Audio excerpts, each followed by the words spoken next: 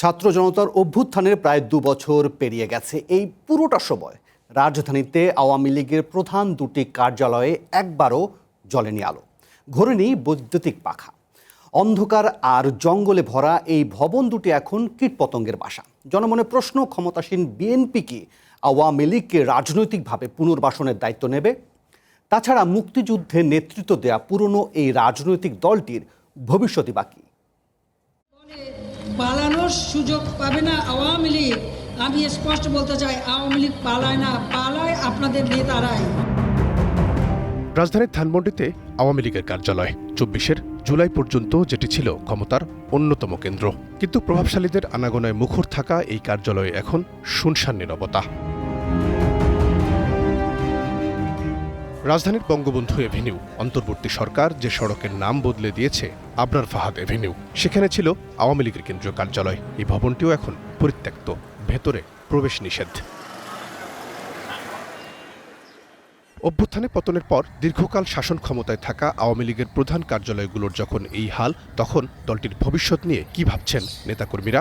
বাংলাদেশের চলমান পরিস্থিতিতে হয়তোবা আমাদের কর্মসূচি পালন করাটা একটু দুষ্কর হয়ে যাচ্ছে, তবুও আমরা কিন্তু প্রতিনিয়তই জাতীয় দিবস কিংবা দলীয় যে দিবসগুলো রয়েছে আমরা নানাভাবে আমাদের নেতাকর্মীরা বিভিন্ন জায়গায় সেগুলো পালন করে আসছে। আওয়ামী লীগের উপরে যে নিষেধাজ্ঞা দেওয়া হয়েছে, এটি একটি রাজনৈতিক অপকৌশল হিসেবে আমরা মনে করি।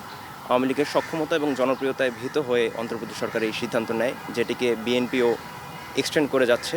ত্রয়োদশ জাতীয় সংসদ নির্বাচনের পর নানা মহল থেকে গুঞ্জন ওঠে শিগগিরই রাজনীতিতে সক্রিয় হচ্ছে আইনত কার্যক্রম নিষিদ্ধ আওয়ামী লীগ।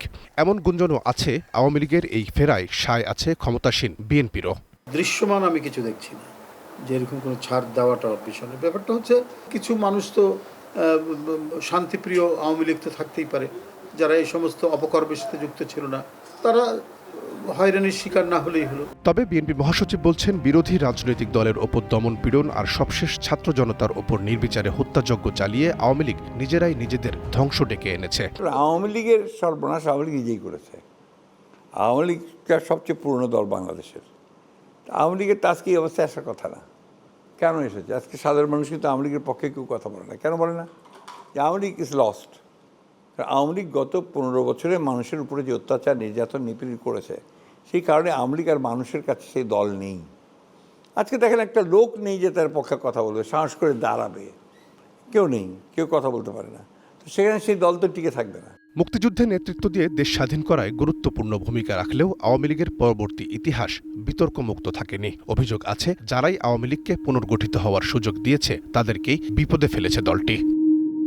জুলাই গণ অভ্যুত্থানে আওয়ামী লীগ প্রধানসহ দলটির স্থানীয় নেতাদেরও একটা বড় অংশ এখনও গা ঢাকা দিয়ে আছেন। সামাজিক যোগাযোগ মাধ্যমের বাইরে মাঠের রাজনীতিতে তেমন কোনো কর্মসূচি নেই আওয়ামী লীগের।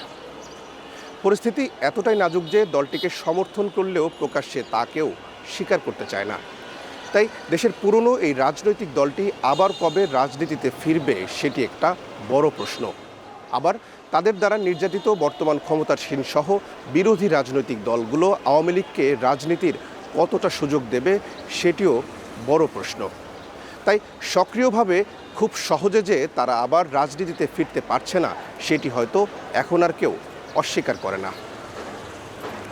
রহিম রুবন, ওয়ান নিউজ, ঢাকা।